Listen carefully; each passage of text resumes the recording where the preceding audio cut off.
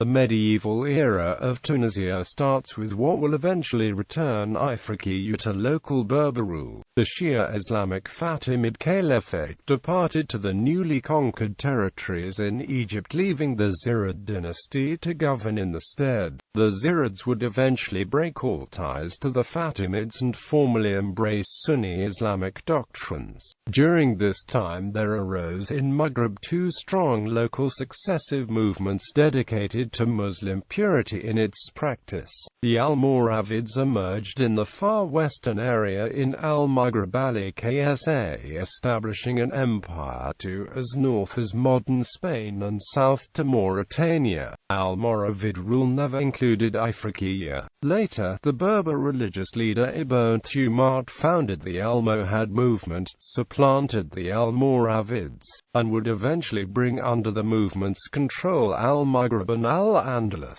Almohad rule would be succeeded by the Tunis-based Hafsids. The Hafsids were a local Berber dynasty and would retain control with varying success until the arrival of the Ottomans in the western Mediterranean. Berber sovereignty. Following the Fatimids, for the next half-millennium Berber Ifriqiya enjoyed self-rule. The Fatimids were Shia, specifically of the more controversial Ismaili branch. They originated in Islamic lands far to the east. Today, and for many centuries, the majority of Tunisians identify as Sunni. In Ifriqiya, at the time of the Fatimids, there was disdain for any rule from the east regardless if it was Sunni or Shia. Hence the rise in medieval Tunisia of regimes not beholden to the east, which marks a new and a popular era of Berber sovereignty. Initially the local agents of the Fatimids managed to inspire the allegiance of Berber elements around Ifriqiya by appealing to Berber distrust of the Islamic East, here in the form of Aghlabid rule. Thus the Fatimids were ultimately successful in acquiring local state power. Nonetheless, once installed in Ifriqiya, Fatimid rule greatly disrupted social harmony. They imposed high, unorthodox taxes, leading to a Khariji revolt. Later, the Fatimids of Ifriqiya managed to accomplish the long-held, grand design for the conquest of Islamic Egypt. Soon thereafter the leadership relocated to Cairo. The Fatimids left the Berber Zirids as the local vassals to govern in the Maghrib. Originally only a client of the Fatimid Shia Caliphate in Egypt, the Zirids eventually expelled the Shia Fatimids from Ifriqiya. In revenge, the Fatimids sent the disruptive Banu Hilal against Ifriqiya, which led to a period of social chaos and economic decline. The independent Zirid dynasty has been viewed historically as a Berber kingdom. The Zirids were essentially founded by a leader among the Sanhaja, Berbers.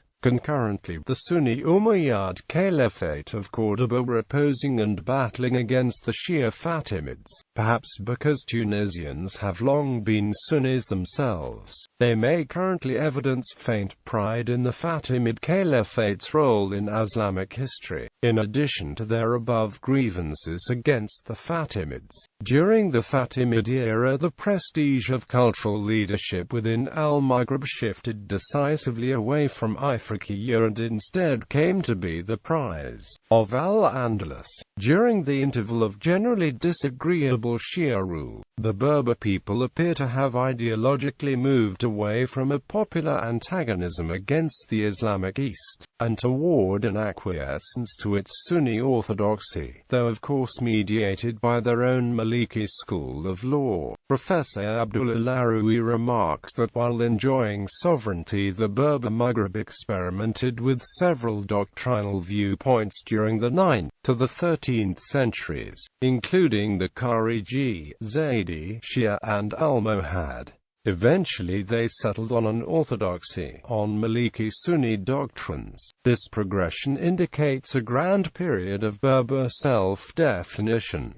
Tunis under the Almohads would become the permanent capital of Ifriqiya. The social discord between Berber and Arab would move toward resolution. In fact, it might be said that the history of the Ifriqiya prior to this period was prologue, which merely set the stage. Henceforth, the memorable events acted on that stage would come to compose the history of Tunisia for its modern people. Professor Perkins mentions the preceding history of rule from the East, and comments that following the Fatimids' departure there arose in Tunisia an intent to establish a Muslim state geared to the interests of its Berber majority. Thus commenced the medieval era of the sovereignty.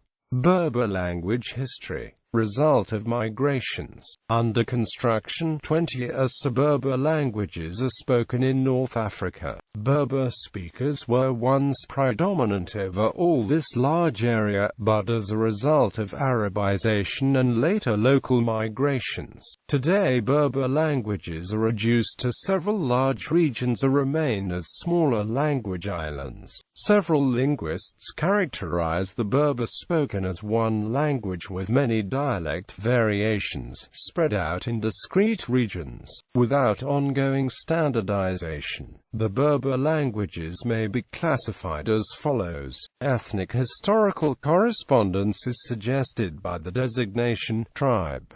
I. Guanche. 2. Old Libyan. 3. Berber proper. A. Eastern Siw et Orgila Sona. B. Tuareg. Sanhaja. C. Western Zenaga. Sanhaja. D. Northern Berber languages. 1. Atlas, Shilha, Central Morocco Tamazight, Mazmuda. 2. Kabul, Sanhaja. 3. Zenati, Zenata. Nota bene, the classification and nomenclature of Berber languages lack complete consensus.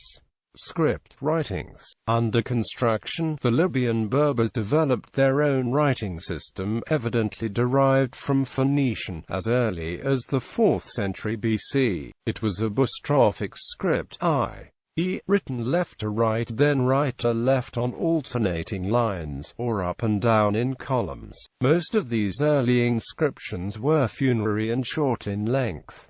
Several longer texts exist taken from Thugger, modern Dourga, Tunisia. Both are bilingual, being written in Punic with its letters and in Berber with its letters. One throws some light on the governing institutions of the Berbers in the 2nd century BC.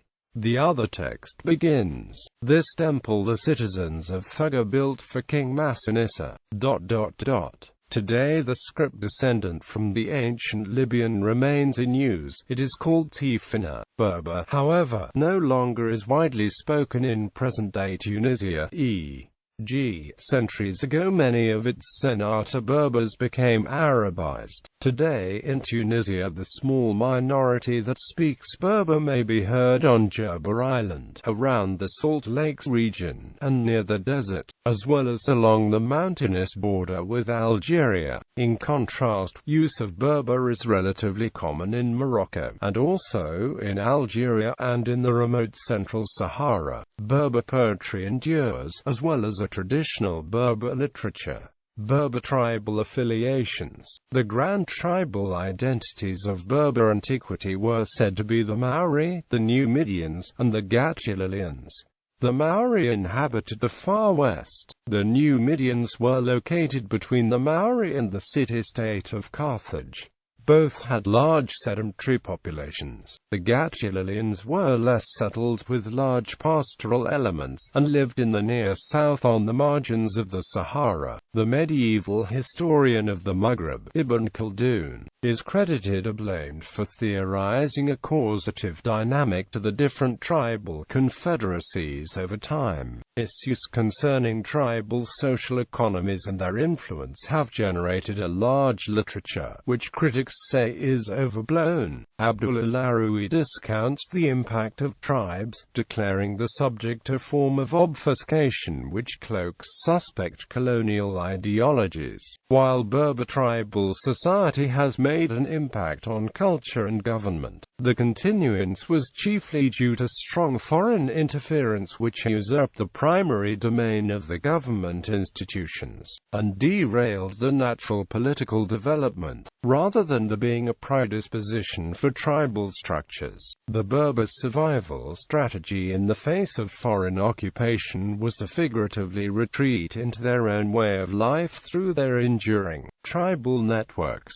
On the other hand, as it is accepted and understood, tribal societies in the Middle East have continued over millennia and from time to time flourish. Berber tribal identity survived undiminished during the long period of dominance by the city-state of Carthage. Under centuries of Roman rule also tribal ways were maintained. The sustaining social customs would include communal self-defense and group liability, marriage alliances, collective religious practices, reciprocal gift-giving, family working relationships and wealth.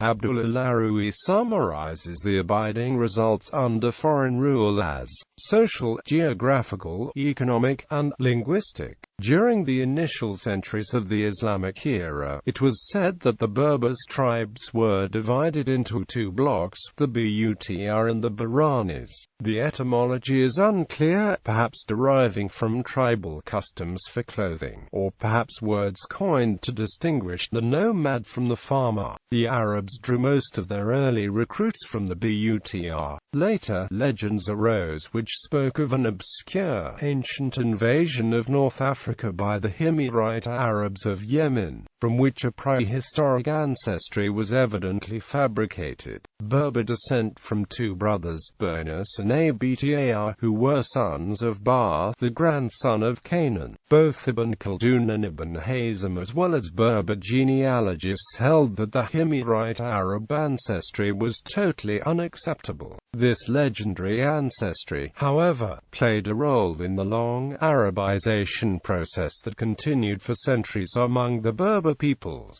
In the medieval Islamic history, the Berbers may be divided into three major tribal groups: the Zanata, the Sanhaja, and the Masmuda. These tribal divisions are mentioned by Ibn Khaldun. The Zanata early on allied more closely with the Arabs and consequently became more Arabized. Although Zatia Berber is still spoken in small islands across Algeria and in northern Morocco, the Sanhaja are also widely dispersed throughout the Maghrib, among which are the sedentary Kabyle on the coast west of modern Algiers, the nomadic Zanaga of southern Morocco in the western Sahara to Senegal, and the Tuareg, the well-known camel-breeding nomads of the central Sahara. The descendants of the Masmuda are sedentary Berbers of Morocco in the High Atlas, and from Rabat inland to Azra and Khanafra, the most populous of the modern Berber regions. Medieval events in Ifriqiya and Al-Maghrib often have tribal associations. Linked to the Kabyle Sanhaja were the Kutama tribes, whose support worked to establish the Fatimid Caliphate. The vassals and later successors in Ifriqiya, the Zirids, were also Sanhaja. The Almoravids first began far south of Morocco, among the Lamtuna Sanhaja. For the Masmuda came Ibn Tumat and the Almohad movement, later supported by the Sanhaja. Accordingly, it was from among the Masmuda that the Hafsid dynasty of Tunis originated. Zirid Berber succession. Under the Fatimids, the Zirid dynasty began the rule as agents of the Shia Fatimids, who had conquered Egypt in 969.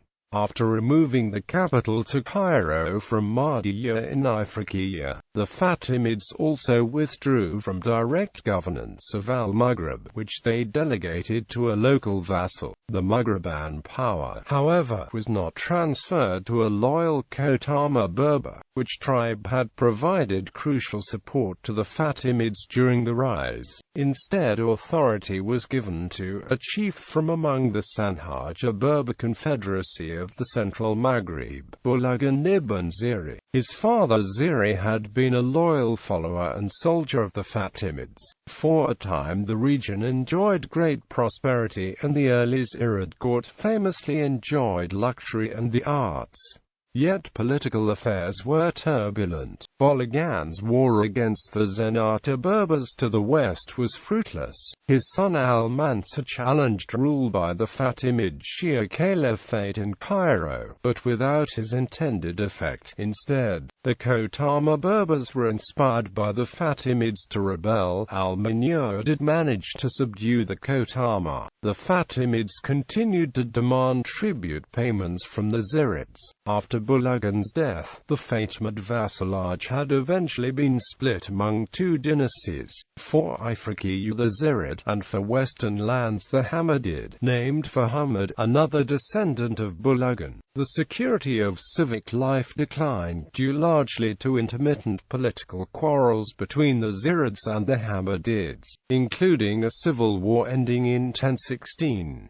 Also armed attacks came from the Sunni Umayyads Al-Andalus and from the other Berbers, e.g., the Zanatas of Morocco, even though in this period the Maghrib often fell into conflict, becoming submerged in political confusion. The Fatimid province of Ifriqiya at first managed to continue in relative prosperity under the Zirid Berbers. Agriculture thrived, as did the artisans of the city, and the Saharan trade, too. The holy city of Kairouan served also as the chief political and cultural center of the Zirid state. Soon, however, the Saharan trade began to decline, caused by changing demand, and by the encroachments of rival traders from Fatimid Egypt to the east, and from the rising power of the Almoravid Berber movement in Morocco to the west. This decline in the Saharan trade caused a rapid deterioration in the commercial well-being of Kairouan. To compensate, the Zirids encouraged the sea trade of the coastal cities, which did begin to quicken. However, they faced rigorous competition from Mediterranean traders of the rising city-states of Genoa and Pisa. Independence. In 1048, for both economic and popular reasons, the Zirids dramatically broke with the Shia Fatimid Caliphate, who had ruled them from Cairo. Instead, the Zirids chose to become Sunni and hence declared their allegiance to the moribund Abbasid Caliphate in Baghdad. Consequently, many Shia were killed during disturbances throughout Ifriqiya. The Zirid state seized Fatimid wealth and coinage. Sunni Maliki jurists were re-established as the prevailing school of law. In retaliation, the Fatimid political leaders sent against the Zirids an invasion of nomadic Arabians, the Banu Hilal, who had already migrated into Upper Egypt. These warrior Bedouins were induced by the Fatimids to continue westward into Ifriqiya. Ominously, westward towards Zirid Ifriqiya came the entire Banu Hilal, along with them the Banu Sulim, both Arab tribes quitting Upper Egypt where they had been pasturing their animals. The arriving Bedouins of the Banu Hilal defeated in battle the Zirid and Hamidid Berber armies in 1057, and sacked the Zirid capital Kairouan. It has since been said that much of the Maghrib's misfortunes to follow can be traced to the chaos and aggression occasioned by their arrival, although historical opinion is not unanimous. In Arab lore, the Banu Hilal's leader Abu Zaid Al-Hilli is a hero. He enjoys a victory parade in Tunis where he is made Lord of Al-Andalus, according to the folk epic Tagrabat Bani Hilal. The Banu Hilal came from the tribal confederacy Banu Hamir, located mostly in southwest Arabia. In Tunisia, as the Banu Halali tribes took control of the plains, the local sedentary populace were forced to take refuge in the mountains. The prosperous agriculture of central and northern Ifriqiya gave way to pastoralism. Consequently, the economic well-being went into a steep decline. Even after the fall of the Zirids, the Banu Hilal were a source of disorder, as in the 1184 insurrection of the Banu Ghania. These rough Arab newcomers, however, did constitute a second large wave of Arab immigration into Ifriqiya, and thus accelerated the process of Arabization. Use of the Berber languages decreased in rural areas as a result of the Bedouin ascendancy, substantially weakened. Sanhaja Zirid rule lingered, with civil society disrupted, and the regional economy now in chaos. Normans in coastal Tunisia. Normans from Sicily raided the east coast of Ifriqiya for the first time in 1123.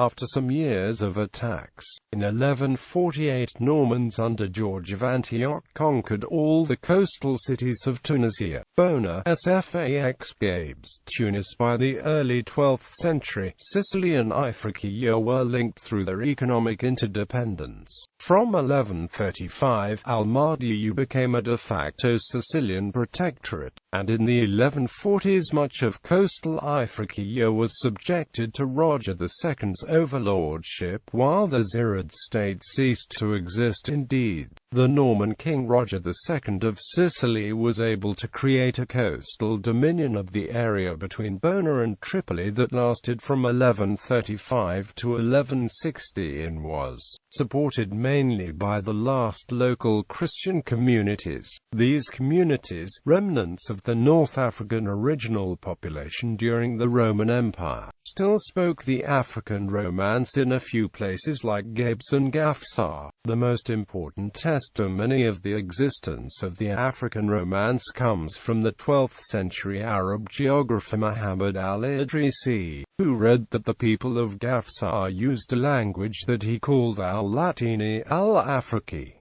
Berber Islamic movements. In the medieval Maghrib, among the Berber tribes, two strong religious movements arose one after the other, the Almoravids and the Almohads. Professor Jamil Ibn Nasser compares these movements with the 8th and 9th century Kharijites in the Maghrib, including Ifriqiya, each a militant Berber movement of strong Muslim faith, each rebellious against a status quo of lax orthodoxy, each seeking to found a state in which leading the Muslim good life was the professed aim of politics. These medieval Berber movements, the Almoravids and the Almohads, have been compared to the more recent Wahhabis, strict fundamentalists of Saudi Arabia. The Almoravids began as an Islamic movement of the Sanhaja Berbers, arising in the remote deserts of the southwest Maghrib. After a century, this movement had run its course, losing its cohesion and strength, thereafter becoming decadent. For the capital Marrakesh, the Almoravids had once governed a large empire stretching from Mauritania to Al-Andalus, yet Almoravid rule had never reached east far enough to include Ifriqiya. A rival Almohads were also a Berber Islamic movement, whose founder was from the Masmuda tribe. They defeated and supplanted the Almoravids and themselves established a large empire, which embraced the region of Ifriqiya, formerly ruled by the Zirids.